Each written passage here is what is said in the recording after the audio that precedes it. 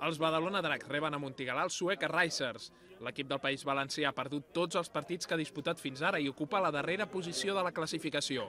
És la penúltima jornada de la Lliga regular i els Dracs podrien aconseguir el bitllet definitiu cap als play-off pel títol.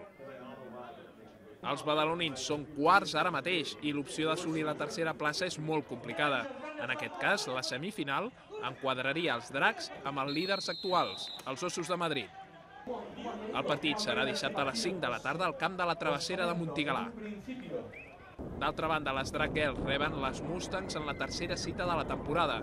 De moment, l'equip d'Alfonso Molongo ha aconseguit millorar en defensa, però encara els queden deutes pendents.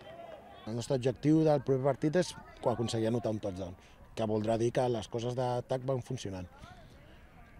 L'objectiu de defensa és que arribin totes a fer els placatges, que plaquin i les companyes ajudin a...